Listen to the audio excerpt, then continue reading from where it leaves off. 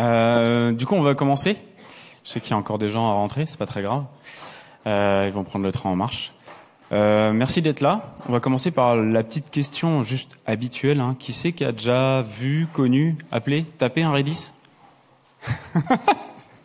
Qui c'est qui s'en est servi juste pour du cash? Oh, il y en a quand même quelques-uns, c'est quand même vraiment cool.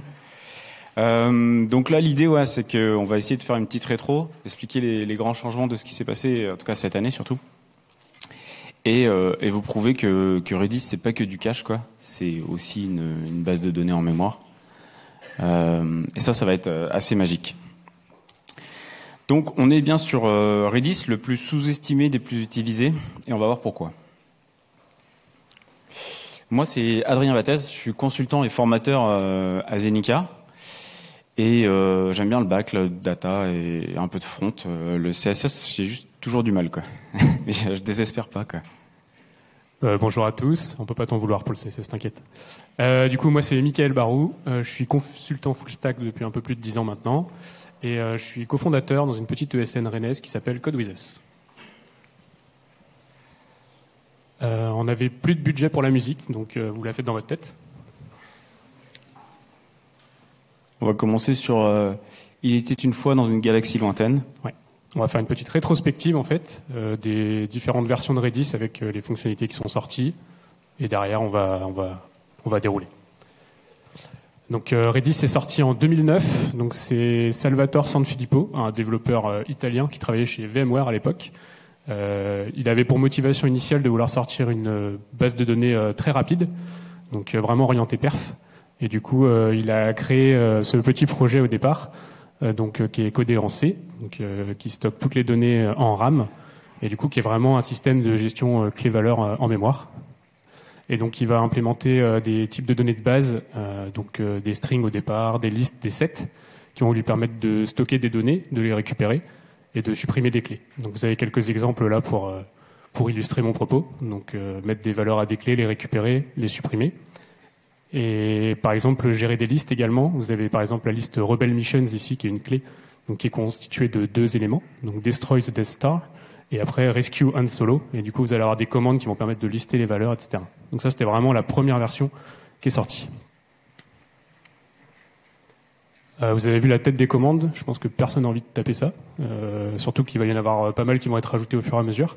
Donc c'était basé à la base sur le protocole RESP, donc qui est vraiment un protocole assez bas niveau, très simple mais très efficace, mais on a quand même un peu l'impression de faire du telnet quand même. Et du coup l'année d'après, ils se sont dit on va sortir une version vraiment structurante, donc avec le nouveau protocole RESP 2, qui est en gros un telnet 2, on va pas se mentir. Donc il y avait un peu plus de gestion d'erreurs, etc. dans les réponses. Mais du coup, la vraie nouveauté, c'est que le protocole va être obligatoire à partir de la 2.0 pour communiquer avec des Redis. Donc ils vont introduire des nouveaux types de données avancées, qui vont être très intéressants, notamment les hashes, par exemple, qui vont permettre de dénormaliser la donnée. Donc vous allez pouvoir donner comme des sous-clés et des sous-valeurs à vos objets. Donc par exemple, là, vous avez un exemple là pour les inventaires de l'étoile noire. Donc vous allez avoir une sous-clé qui va s'appeler Stormtroopers qui va contenir la valeur 1000 et Cannons qui va contenir la valeur 450. Ça va vous permettre de patcher en fait une partie des données uniquement quand vous allez mettre à jour votre modèle ou les récupérer. Ça va rendre la chose très performante. Vous allez également avoir les sorties de set qui vont être intéressants. Donc là vous avez des commandes également pour zadd et zrange qui vont vous permettre de mettre des poids à vos données.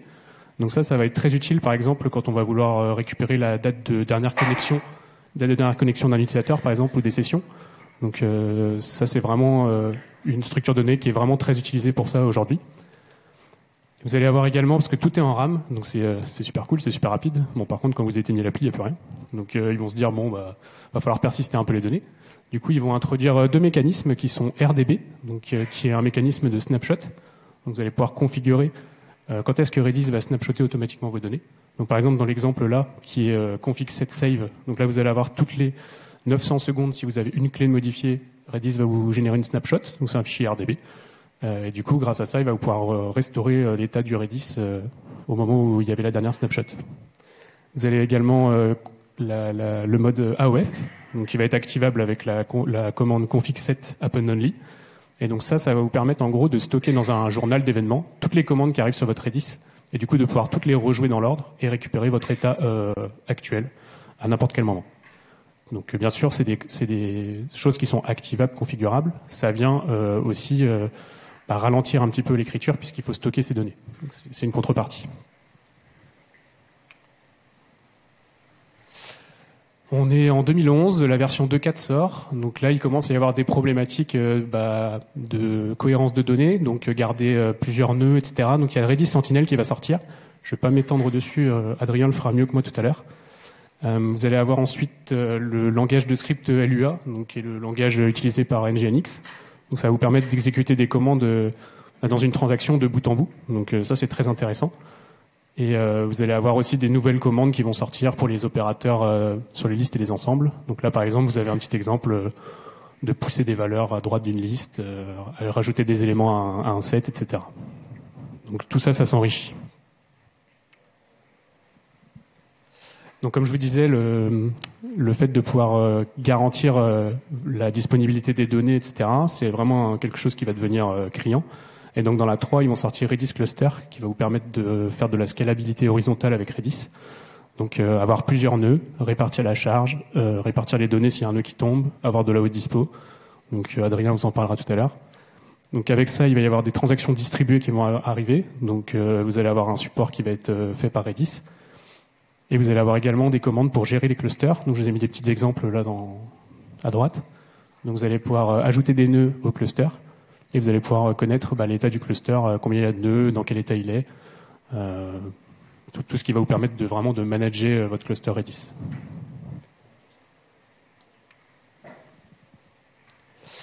Alors la version 4 marque un tournant, on va dire, au niveau des modules. En fait, Redis il va se rendre compte que c'est intéressant d'étendre les fonctionnalités de base et de permettre aux autres de les étendre.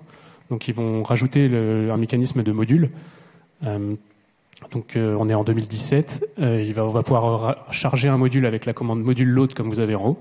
Donc ils vont également créer leur propre module. On verra un petit peu quelques exemples tout à l'heure. Vous allez avoir des supports de clés expirables avec une précision jusqu'à la milliseconde. Donc là je vous ai mis un petit exemple de clés qui expirent au bout de 60 secondes, donc 60 000 millisecondes. Et du coup vous avez des commandes comme TTL qui vous permettent de savoir quand est-ce que votre clé va expirer.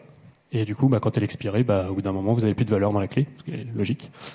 Et vous allez avoir également des grosses améliorations de perf, parce que comme Redis, ça se veut vraiment très efficace, eh bien, ils vont développer l'Active Memory Defragmentation, qui en gros va concaténer les blocs en mémoire pour juste éviter de sauter en fait de zone en zone. Je ne sais pas si vous vous rappelez de la défragmentation de disque sur Windows 98-2000, c'était à peu près pareil. Et vous allez avoir le Lazy Freeing. En gros, c'est quand vous avez des gros blocs de données à supprimer, il va juste les marquer comme étant à supprimer, et il y a un autre process comme un garbage collector qui va supprimer les données, et ça va vous permettre en fait de récupérer la main beaucoup plus facilement et de ne pas bloquer les opérations en cours.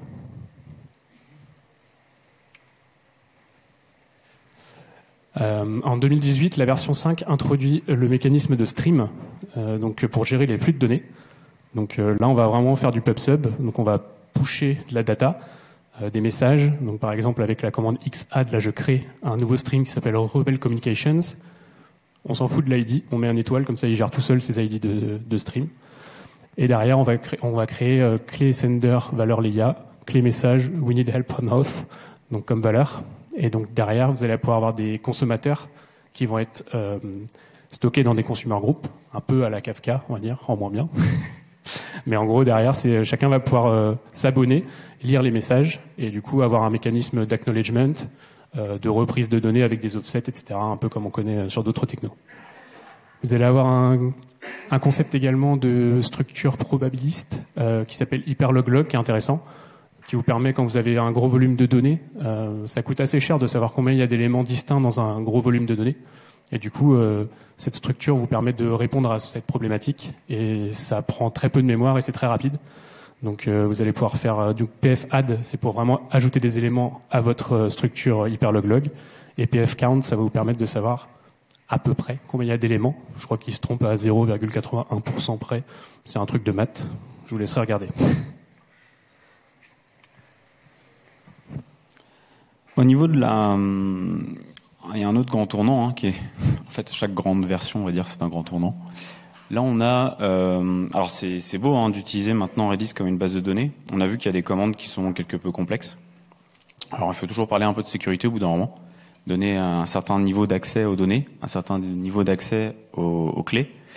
Donc là, ce que vous pouvez voir, c'est qu'ils ont commencé à mettre en place les ACL. Et ce qui est surtout important, c'est qu'on voit que dans Redis, on suit souvent un pattern, c'est le type de clé, de points, un identifiant. Et on est capable de classifier entre guillemets nos clés comme ça. Et là, un des gros avantages, c'est que derrière, on peut paramétrer justement des ACL sur différents niveaux d'accès au niveau de ces clés-là.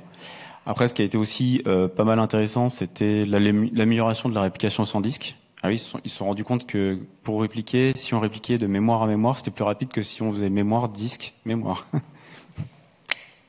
Il a fallu quelques versions.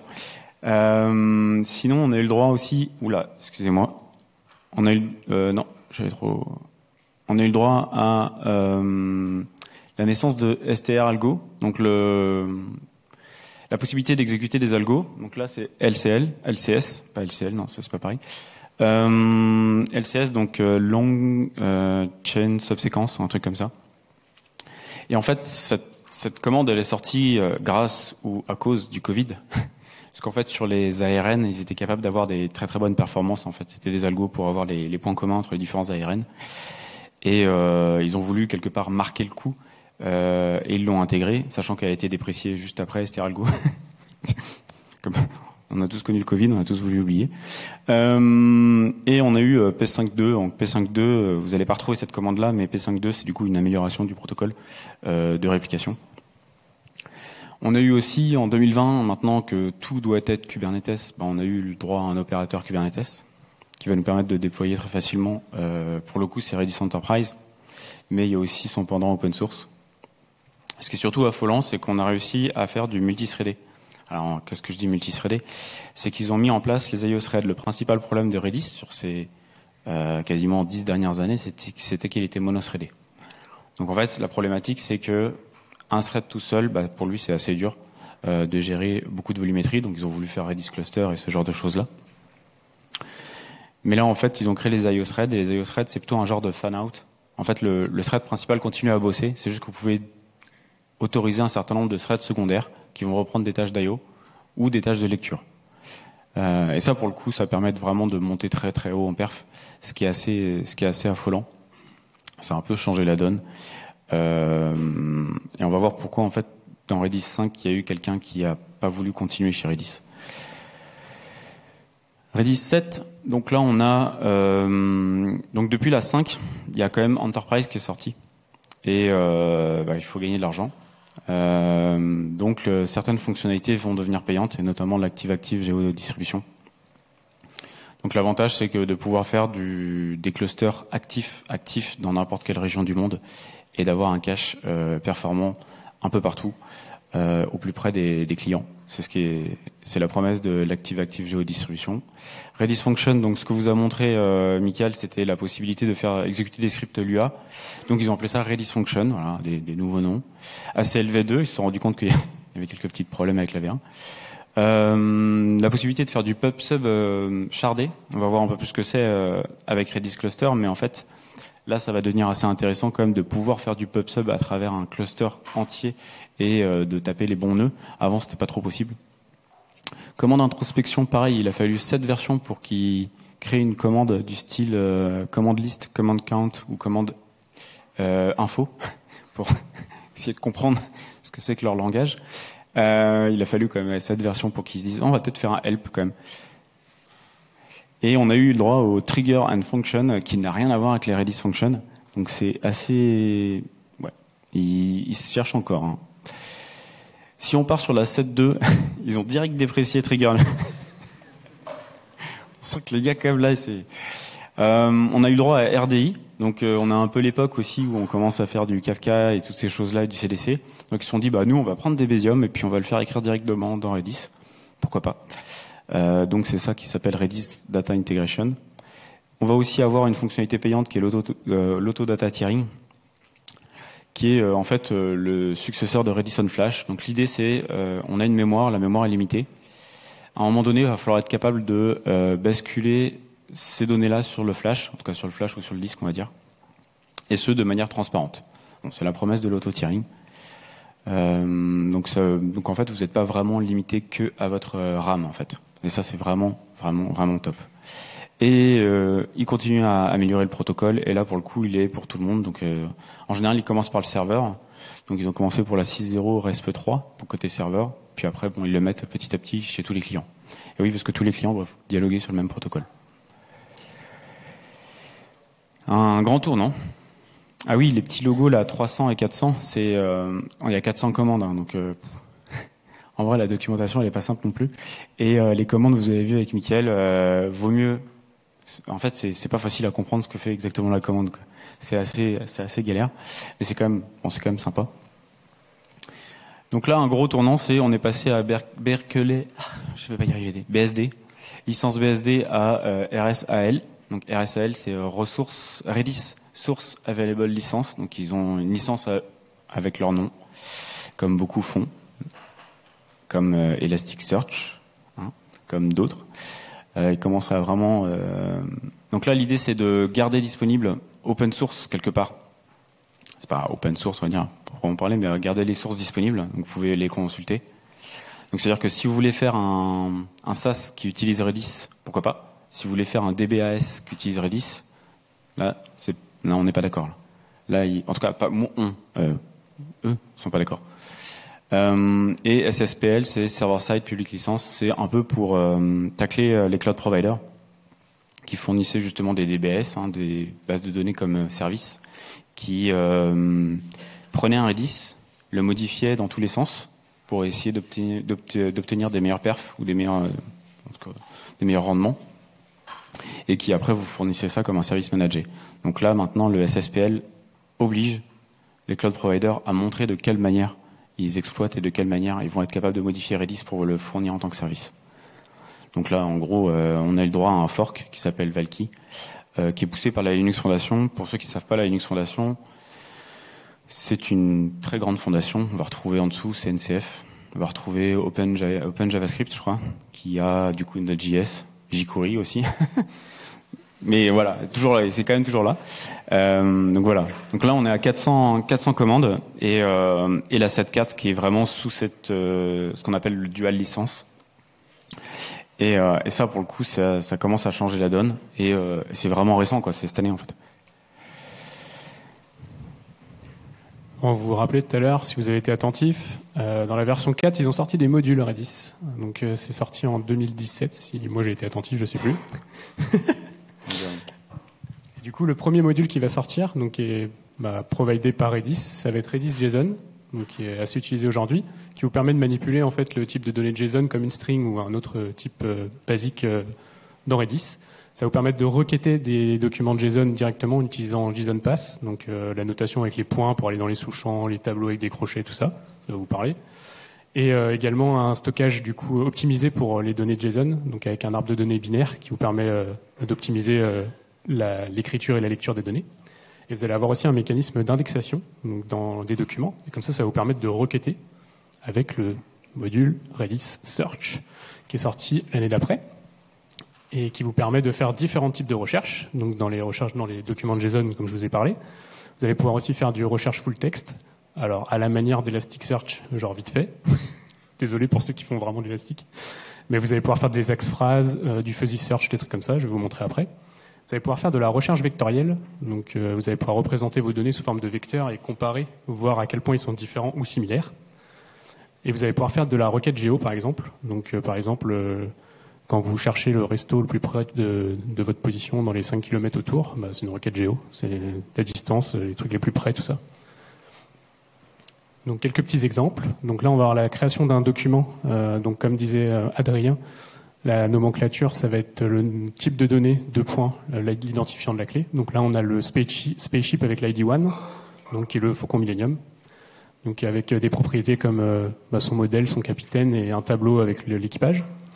On va pouvoir faire de la mise à jour de sous-champs sur ce document. Donc là, on va changer le capitaine, on va mettre Lando Calrissian. Donc là, on va modifier que cette donnée-là. Donc c'est là que c'est assez optimisé, c'est qu'on va pas mettre à jour tout le document, on va mettre à jour qu'une sous-propriété. On va rajouter un membre d'équipage, donc on va mettre Leia Organa parce que comme ils l'ont sauvé, il faut la ramener, hein, donc ils l'ont mis dans le vaisseau. Et derrière, vous pouvez projeter les données, donc décider quel champ vous voulez projeter avec la commande JSON-get. Comme je vous disais, du coup, pour l'indexation et la recherche, là par exemple, on va créer 3 personnages de Star Wars, donc Luke Skywalker, Darth Vader et Darth Maul. Alors, je sais jamais si c'est Dark Vador ou Darth Maul. Je crois qu'il y en a un, c'est en anglais et pas l'autre. Enfin, bref, c'est Dark Vador, quoi. Et du coup, ils ont des propriétés avec un nombre de sabres laser, une patrie d'origine. Et vous allez créer un index avec ftcreate qui va vous permettre de créer un index de type, là c'est un document JSON. Vous allez dire que sur tous les clés qui ont le préfixe de clé characters, tous les documents, vous allez définir un schéma, donc avec des noms de propriétés et un type. Donc là, la plupart, ce sont des textes, sauf le nombre de sabres laser qui est un numérique. Et ça va vous permettre après d'utiliser les fonctions de recherche dans ces documents. Donc là, typiquement, on va chercher par exemple tous les personnages dont le champ homeworld est égal à Tatooine exactement. Et on va retourner la clé et le nom. Donc là, vous allez avoir les noms des clés et les valeurs des noms des personnages. Comme je disais tout à l'heure, à la manière d'Elasticsearch un petit peu, on va pouvoir rechercher du coup avec des valeurs exactes, donc tous les personnages qui ont l'affiliation Jedi. Donc là, on n'a que Luke qui va remonter. On va pouvoir faire de la recherche approximative, donc c'est-à-dire vous vous trompez entre 2 lettres, vous mettez une lettre à la place d'une autre, ou plusieurs. Là, je l'ai fait que sur 1. Il faut mettre autant de pourcents qu'il y a d'erreurs. En gros, dans la syntaxe. Donc là, j'ai mis % Tatooine au lieu de, j'ai mis OU au lieu de 2 O. Et du coup, vous avez Darth Vader et Luke Skywalker qui remontent. Et vous pouvez faire aussi de la recherche par préfixe, donc avec une regexp. Donc là, @name, donc le nom commence par dar. Donc, et je veux le nombre de sabres laser et leur affiliation. Donc là, il n'y a que des sites et il y en a un qui a un sabre et l'autre 2. Alors pour des cas un peu plus concrets également, vous avez un cache sémantique qui peut être utilisé. C'est une fonctionnalité intéressante. C'est un peu du cache sous stéroïde. Donc en gros, de base, un cache, du coup, quand vous avez la clé qui est exactement la même, vous récupérez la valeur. Voilà, ça c'est le cache standard. Cache sémantique, c'est un peu plus compliqué. C'est qu'en fait, quand vous avez une requête qui arrive, vous allez calculer les vecteurs à base de cette requête. Et en gros, derrière, ça va vous permettre, la prochaine fois qu'il y a une requête qui arrive, si ce vecteur de requête est assez proche, vous pouvez définir un seuil. Si elle est assez proche d'un résultat que vous avez déjà, vous pouvez déjà renvoyer le résultat sans consulter, par exemple, l'API qui est derrière ou faire le call qui coûte cher. Donc ça, c'est quand même pas mal. Ça vous permet d'avoir des résultats pertinents et assez proches. Donc par exemple, on peut imaginer que pour de l'IA, quand vous avez des demandes qui sont assez proches, en fait, ça va vous éviter d'appeler OpenAI derrière et ça va vous faire économiser des jetons. Un autre module intéressant qui est sorti dans la 5.4, c'est Redis Time Series. Donc ça va vraiment être pour stocker de la volumétrie de données, pas mal de données. Donc ça va être des points dans le temps. Donc vous allez pouvoir définir une rétention et vous allez avoir des mécanismes d'opérateurs avec du fenêtrage, date début, date fin, et faire des agrégations, donc des mines, des max, des sommes, des moyennes, des choses comme ça. Donc c'est typiquement pas mal utilisé dans les intégrations Prometheus, Grafana ou Telegraph. Donc, je vais vous faire un petit exemple. Donc là, par exemple, on mesure l'intensité des batailles sur 2 planètes, Tatooine et Hoth. Donc on va créer avec TS-Create, on va créer 2 jeux de données. Dans ces jeux de données, on va faire des TS-Add. Donc avec les clés, on va leur donner un point dans le temps. Donc je vous ai mis, parce que les timestamps, c'est pas facile en live. Donc il y a le 1er juin et le 2 juin. Et vous allez avoir une valeur, donc là c'est arbitraire, c'est une intensité de bataille, donc on se dit que c'est entre 0 et 10. Donc là sur Tatooine, par exemple, c'est allé croissant. Donc le 1er juin c'était à 5 et le 2 juin à 8. Et l'inverse sur Hoth, c'était 7 et c'est descendu à 6. Et donc en fait derrière, avec la commande tsrange, on va pouvoir donner un fenêtrage, date de début, date fin, et vous allez pouvoir avoir une liste de points. Et après vous pouvez même faire des moyennes et ce genre de choses. Donc c'est un peu les graphes que vous trouvez aujourd'hui dans Grafana et ce genre de choses. On est en 2024, il faut parler d'intelligence artificielle. Du coup, on va vous parler de Redis AI. Il est plus maintenu ni supporté depuis peu. Et du coup, en gros, ça vous permettait de jouer des modèles de machine learning directement dans Redis, stocker les données dans Redis. Et en fait, ils l'ont déprécié parce que, comme je vous disais tout à l'heure, la recherche vectorielle, ça permet de couvrir déjà pas mal de cas d'utilisation de machine learning aujourd'hui et d'intelligence artificielle. Et en plus, ça posait des problématiques de stockage aussi, parce que stocker les données, il y a beaucoup de données. Pour le coup, là, on a vu que Redis, alors avec cette histoire de licence, ils essaient aussi de simplifier le nommage. Il y avait Redis Lab, Redis Stack, Redis, etc. Alors, faut savoir que du coup, Redis Stack, c'est Redis avec ses modules. Il y a Redis tout seul. Redis tout seul, en parlant de ça, il fait 16 mégas en Alpine, ce qui est quand même pas mal pour une base de données, remarque. Mais là, en fait, maintenant, ce qu'on va voir, c'est comment est-ce que on le déploie en production. Pour un peu, je vais être obligé de vous parler aussi de Redis Enterprise, malheureusement. Mais comment on le déploie en production? Qu'est-ce qui a amené justement à son usage en production et les réflexions qu'ils ont eues? Donc ça a commencé avec Redis Sentinel. Donc Redis Sentinel, qu'est-ce qu'on a? On a 6 nœuds ici. On va avoir un main et un secondary, puisqu'on n'a plus le droit de le dire de master slave.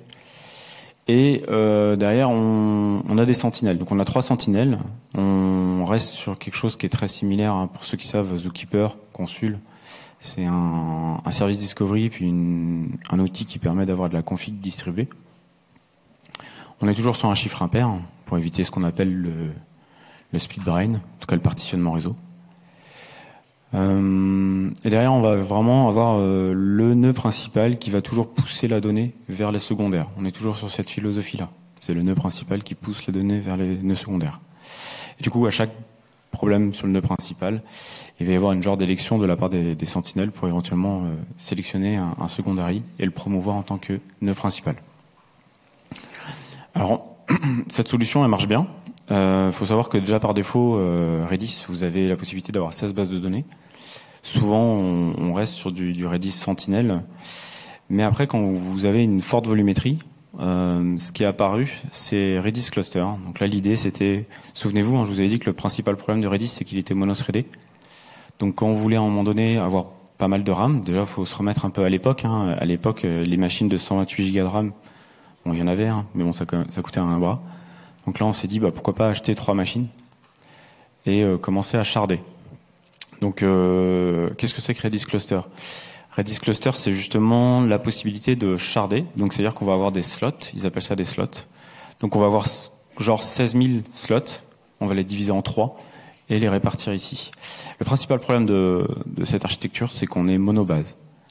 On n'a qu'une seule base de données. Là où je vous avais dit que tout à l'heure, on pouvait en avoir 16. Là, on est monobase.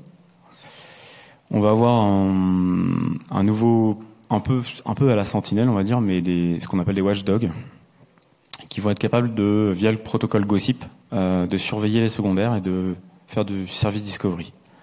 Donc ça, c'est un côté qui est quand même sympa, c'est qu'ils sont quasiment, on va dire, autonomes et ils sont prêts à basculer à tout moment.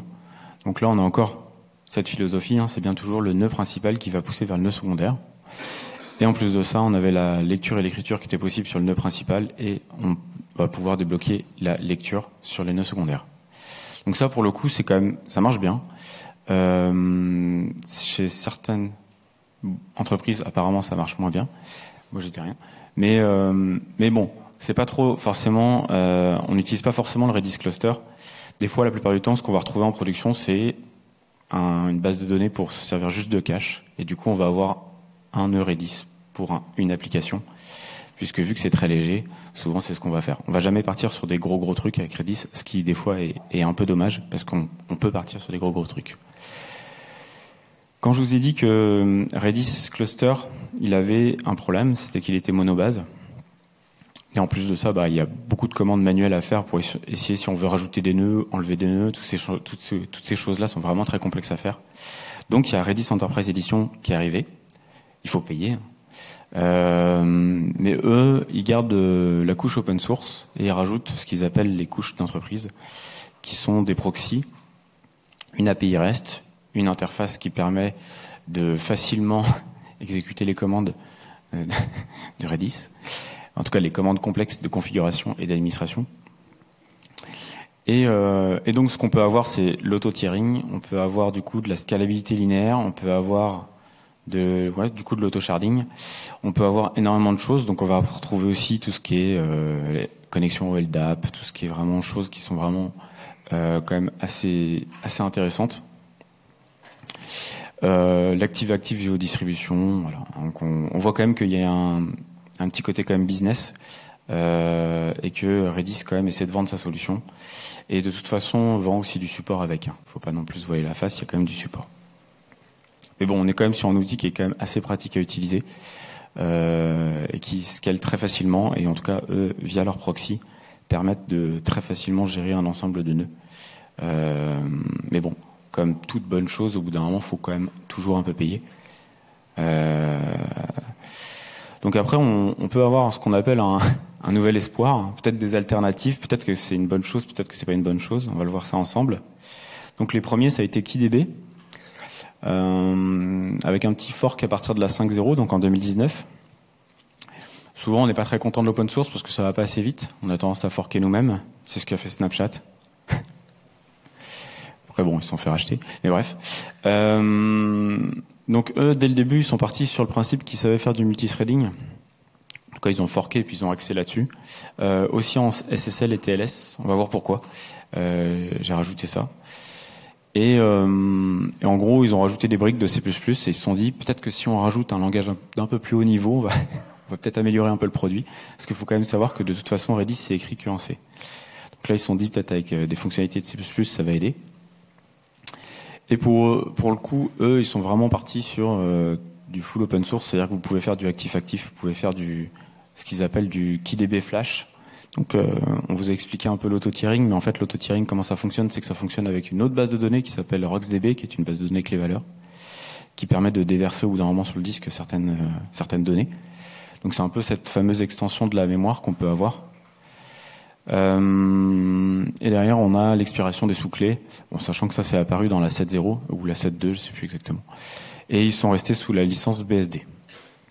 On va voir Dragonfly qui monte pas mal ces derniers temps. En tout cas, ils ont un très beau site. Niveau marketing, ça va, ils se débrouillent bien. C'est plutôt jeune, quand même, 2021-2022. Eux, ils sont multithreadés. Ils se disent 25 fois plus performants. Alors ça, c'est toujours marrant, les trucs. Mais en gros, ils se disent quand même plus performants. C'est compatible avec l'API Redis et Memcache, donc c'est-à-dire que ça parle le RESP couramment, ce qui est quand même pas mal. C'est principalement écrit en C++ aussi. Et eux, ils vont vraiment focus, non pas sur Redis Cluster ou le genre de sharding ou ce genre de choses-là.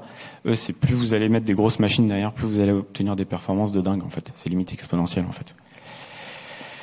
Et ils sont focus cloud native parce qu'ils ont sorti dès le début leur opérateur. Alors, pour ceux qui ont tendance à se dire que Dragonfly c'est pas mal, il faut savoir que c'est une licence BSL et non BSD. Hein. Déjà dans le B, il y a marqué business, donc c'est pas gratuit. Vous pouvez l'utiliser sans problème, mais si vous commencez à vouloir, pareil, vendre des services Dragonfly, il va falloir commencer à payer ou vous attendez 4 ans. Mais bon, il y a peu de personnes qui... Oh, quoique si, en fait. Il y a encore du Java, je sais pas combien. mais bon, voilà. C'est que c'est focus business au début, puis après ça bascule sur de la licence Apache. Donc eux, ils affichent carrément la compatibilité avec les commandes Redis. Donc pour le coup, comme je vous ai dit, le site est plutôt bien fait, et puis c'est plutôt encourageant. Après, on a eu Valky.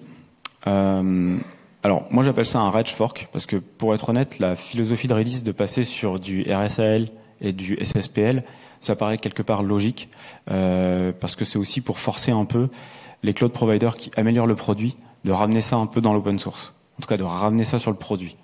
Ce qui, quand même, à mon avis, est une philosophie que je défends quelque part. C'est un avis personnel, mais bon, c'est comme ça. Et en fait, ça a été un fork de Madeline Olsen qui a travaillé chez Redis. Puis après, bizarrement, il a travaillé chez Amazon. Là, il a fait son fork. Et après, c'est soutenu par la Linux Foundation. Donc en fait, pour le coup, je pense que c'est plutôt réellement soutenu par Amazon et Google. Je me suis dit, je vais quand même faire un bench. Donc, comme toute bonne personne, soit j'ai utilisé l'IA, soit j'ai utilisé Google. Et j'ai regardé les différents outils, différents repos qui existaient. Et il y a SandMineMine qui a fait un repo qui est pas si vieux que ça, qui a 1 an, qui lui a fait des comparaisons entre KeyDB, Dragonfly et Redis. Moi, je me suis dit, pourquoi pas rajouter Valky dans le lot, quoi. Et en fait, alors là, c'est pas forcément très facile à lire. Hein. On va y arriver. Au début, j'ai regardé comment il était fait, son repo. J'ai pas trop apprécié, donc j'ai forqué, j'ai refait des trucs. J'ai refait un truc qui existait déjà. Mais c'est surtout que moi, dans les tests qu'il faisait, c'était très linéaire. C'est-à-dire qu'en gros, si vous avez un espace de clé, il avait toujours la même donnée. Moi, je me suis dit, je vais faire un cas concret en fait, l'espace de clé, bah, c'est pas toujours la même chose, quoi. La taille qui est derrière la clé, même quand vous utilisez du cache, c'est pas toujours la même taille, en fait. Donc moi, j'ai voulu faire ce qu'on appelle une gaussienne. Donc une gaussienne, c'est une genre de normale. Donc on a un espace de clé où on va avoir beaucoup de données, et un espace de clé où on va avoir moins de données. Donc déjà, en fait, quand vous regardez le schéma de gauche, c'est quand la donnée, elle est monotone. Donc on voit la barre rouge, c'est Dragonfly. Mais pas 25 fois. Hein. Moi, je la vois pas 25 fois plus grande, quoi. Ou alors, je sais que j'ai besoin de lunettes. Mais là, pour le coup, ce qu'on voit, c'est que déjà, Dragonfly, quand vous avez un client tout seul dans son coin qui tape sur Redis, ou sur Dragonfly, Dragonfly est moins bon. Quand vous avez plein de clients, parce que là, c'est sur des R6G, 2X large de Amazon. Donc on est sur des grosses bécanes qui sont dégainées en général pour faire du Redis. Mais là, en fait, quand vous voyez au niveau de la donnée la gaussienne, ce qu'on voit, c'est que fondamentalement, Dragonfly est meilleur, sur du multithreadé, sachant que j'ai activé les IO threads. Hein. J'essaye d'avoir à peu près les mêmes caractéristiques sur chaque base de données. Et on voit que Valky, c'est la barre jaune, c'est la même chose que la barre bleue. Jusque-là, ça paraît logique. Le fork, il a même pas 2 mois. Ce qu'on voit, c'est que KeyDB, s'en sort un peu mieux. On voit que les gars, ils ont un peu plus de maturité sur le produit. Et on voit que Dragonfly, pour le coup, eux, ils essaient vraiment d'améliorer la chose. Un autre gros pépin que je ne m'explique pas, c'est que dans la documentation officielle, alors moi, je sais que la plupart du temps, quand je rencontre du Redis, il est pas sécurisé. C'est-à-dire qu'en gros, il est caché dans un espace réseau, puis on tape direct sur du Redis. C'est pas du TLS direct. Vous allez me dire, c'est pas bien, mais dans les faits, ça arrive, je suis désolé. Et en fait, là, vous voyez le schéma de gauche, c'est quand, dans la documentation officielle de Redis, ils mettent que les IO threads ne fonctionnent pas en SSL TLS. Alors, je me suis dit, pourquoi ils disent ça? J'active.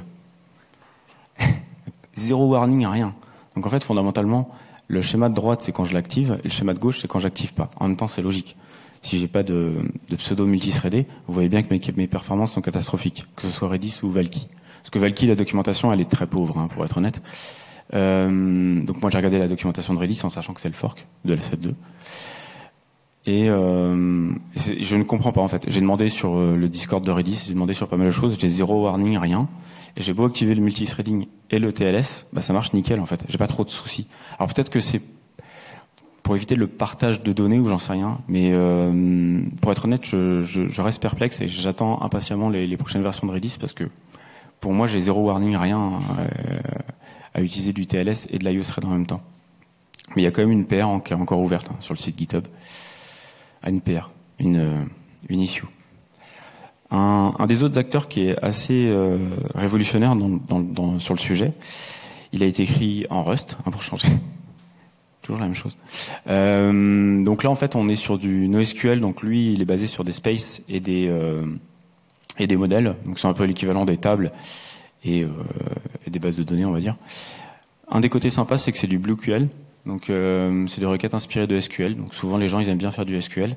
Après apparemment il manque de plus en plus de DBA, donc je sais pas trop l'avenir du SQL. Mais et là lui il est directement multithreadé. Il est partiellement acide. Tout ce qu'on vous a montré avant sont des bases de données qui sont en mémoire. Et pour le coup le C de consistant ils ont un peu du mal. Ils sont pas entièrement acides, quoi. Il y a toujours une histoire de compromis pour être entièrement acide, donc ça c'est assez délicat. Et on voit qu'ils essaient de faire exactement la même chose, c'est-à-dire Skytable Disk Storage Subsystem. Et puis voilà, en fait le clustering et la réplication ils sont pas encore c'est pas encore au top, mais c'est quelque chose à regarder, quoi. En fait c'est très très récent Skytable et c'est quelque chose à regarder. Je pense que c'est quelque chose qui a quand même un peu sa part de marché à trouver, quoi. Si on récapitule, Redis et Valky, j'ai mis un warning sur l'IO threading parce que justement, on ne sait pas si en TLS ou en SSL, ça marche ou pas, en fait. Pour le coup, moi, je sais que ça marche. Là, au niveau du bench, ça marche, mais j'ai pas de problème. Et au niveau de la donnée, elle n'était pas corrompue, quoi que ce soit. Donc, je comprends pas trop le fait que dans la documentation, ils mettent officiellement que l'IO threading ne fonctionne pas en SSL TLS. Donc là, après, on a les différentes licences. Ce qu'on voit aussi, c'est s'il y a des opérateurs Kubernetes, puisque maintenant tout est Kubernetes et qu'il va falloir à un moment donné être capable de déployer n'importe quel composant. Et c'est comme je vous ai dit, souvent on déploie un petit Redis pour un namespace ou pour une application. Et donc ça on le fait assez souvent. Alors le cloud contre-attaque, comment ils sont pris pour entre guillemets encaisser ça. Donc Azure c'est Microsoft. Azure ils sont carrément partis, ils se sont dit ils ont serré la main à Redis et ils ont dit on va essayer de trouver une entente et puis on va partager un peu les sous, ce qui est pas mal. Un bon point pour Microsoft, c'est pas souvent quand même. On a Amazon qui a Elastic Cache qui eux sur leur page ils utilisent le terme de Redis et ils en ont rien à cirer. Il y a nulle part qu'on voit qu'il y a une problématique avec les licences et tout, mais on sent qu'ils de toute façon ils vont partir sur Valky. Et on a Memory Store qu'utilisait côté Google, qui eux ils affichent quand même que du coup Redis est devenu une marque et que dans l'immédiat il n'y a pas trop de soucis. Alors Redis se laisse quand même jusqu'à janvier 2025 avant d'envoyer une armée d'avocats. Mais bon, voilà, ils ont mis en place la licence et ils laissent un peu tout le monde de s'adapter à cette licence. Alors il y a Even qui est un autre grand acteur du cloud. Eux, Even, leur business, c'est de prendre par exemple un outil open source et de le mettre en mode managé. Genre par exemple PostgreSQL. Voilà, ils vont faire ça. Et ils faisaient ça avec Redis, ce qui est logique. Et en fait, eux, ils sont carrément partis sur Dragonfly. Sauf que si vous vous souvenez, Dragonfly, je vous ai dit que c'est sous licence BSL et non BSD. Et donc, je pense qu'il y a quand même une entente commerciale entre Even et Dragonfly. Et pour le coup, on retrouve Quentin Adam, Clever Cloud. Faut être un peu patriote quand même. Notre cloud français avec Quentin Adam, ils ont fourni une solution qui s'appelle Materia Key. Alors en public alpha serverless key value database, compatible avec le protocole Redis. Alors je sais pas à combien de pourcentage, parce qu'à chaque fois qu'on essaie de faire un équivalent, on a toujours un pourcentage de compatibilité. Mais en gros, eux, ils vont être capables de faire du Redis, du DynamoDB, ils vont faire plein de choses, quoi. Mais bon, et vous avez vu, c'est assez récent, je sais pas quand c'était, 12 juin, quoi. Après, on a toujours Redis Cloud, qui ne marche pas des masses, mais qui marche quand même, mais qui va peut-être mieux marcher maintenant. Vous pouvez déployer chez votre cloud provider favori, dans la région que vous voulez, votre Redis. Donc là, en gros, il est censé être proche, d'un point de vue réseau, de votre stack que vous adorez, chez votre cloud provider préféré. Eux, ils ont différents niveaux, mais on voit que déjà ils sont pas non plus, voilà, ils ont un peu de mal parce que ils parlent encore de machine learning du côté de vector search, sachant que c'est Redis, ça y est, et ils parlent encore de visual search, c'est pareil, sachant que c'est Redis Graph, et c'est pareil, ils sont tous les deux dépréciés. Donc en fait, même la page officielle de Redis Cloud n'est pas totalement bien sec non plus. Et donc pour conclure, pardon. Je t'en prie. Tous les ans, Stack Overflow publie une enquête auprès des développeurs. Donc, ils font des sondages et ils demandent aux développeurs, par exemple, quelles sont les bases de données qu'ils utilisent le plus. Donc, vous voyez que Redis est 6e en 2023, donc l'année dernière. Et il figure également parmi les 3 bases de données les plus admirées. Donc, on voit que Redis a encore pas mal de hype. En fait, c'est assez utilisé, c'est éprouvé, c'est performant. Les ops connaissent très très bien leur déploiement, on a l'habitude de l'utiliser en production. Donc ça, ce sont des chiffres qu'il va falloir surveiller avec ces changements de licence et ces changements de cloud provider, parce que là, on rentre un peu dans une zone un peu nébuleuse où il va falloir que chacun trouve un peu une solution, comme disait Adrien. Donc on va falloir suivre l'enquête de l'année prochaine, qui sera peut-être intéressante, et celle dans 2 ans également. Ça, ce sont des chiffres que j'ai repris sur le site de Redis. Donc vous voyez que par an, il y a 4,4 millions de téléchargements et 14 millions de Docker Pool par jour. Je pense qu'il y a peut-être des gens qui devraient faire du cache. Mais en gros, c'est encore très très utilisé, donc par plein d'applications. Donc c'est encore des chiffres qui démontrent que Redis est vraiment pas mort, loin de là. Et ça, c'est une petite citation que j'ai repris également sur le site de Redis. Donc ils disent que alors ils se disent les plus rapides en mémoire. Peut-être que c'était avant Dragonfly et autres, même si c'est pas 25 fois, on est d'accord. Et ils disent que du coup, ils ont aidé plus de 10 000 clients à construire des applications et les déployer, donc des sites grand public, etc. Donc on voit que c'est quand même un grand acteur qui est très présent aujourd'hui dans les sites qu'on utilise tous les jours. Et donc, pour terminer, il y a le petit R maintenant qui est au-dessus de Redis. Donc ça, c'est le truc qu'on va voir partout maintenant. Ils sont en train de restructurer un peu leur nommage, leur offre, etc. Donc là, maintenant, c'est un nom qui est sous licence. Donc, comme disait Adrien, en 2025, ceux qui utilisent le mot Redis sans mettre le petit R, ils vont se faire attaquer direct. Les avocats vont toquer à la porte. Et donc, vous voyez maintenant que Redis Lab ne va plus exister. Donc, ils vont supprimer parce que ça faisait un peu expérimental, etc. Ils sont en train de vraiment de rebrander un peu leurs produits. Donc il y a vraiment la partie core de Redis donc qui repose sur les données de base, le pub/sub que je vous ai montré tout à l'heure, les structures de données, les streams, etc. Et vous allez avoir Redis Stack qui est en gros Redis Core plus ses modules. Donc vous allez avoir retrouvé les modules time series, JSON, qu'est-ce que je vous ai montré tout à l'heure, le Redis Search aussi également. Et vous avez également, on l'a pas mis là, mais il y a l'outil de visualisation de données qui s'appelle Redis Insight, donc qui était un gros manque à l'époque et maintenant qui comble ça vous permet de visualiser vos données, exécuter des commandes, etc. Et donc, en fait, ils offrent une gamme assez complète de produits. Ils sont en train de rebrander le truc. Et en fait, derrière, je pense qu'on n'a pas fini d'en entendre parler. Et on a hâte de surveiller un petit peu ce que ça va donner sur les prochaines années. Et on vous remercie. Et si vous avez des questions, n'hésitez pas.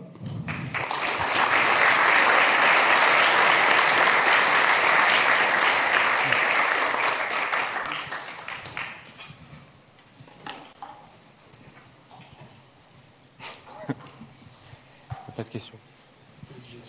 Ouais. Pas de questions. C'était hyper clair.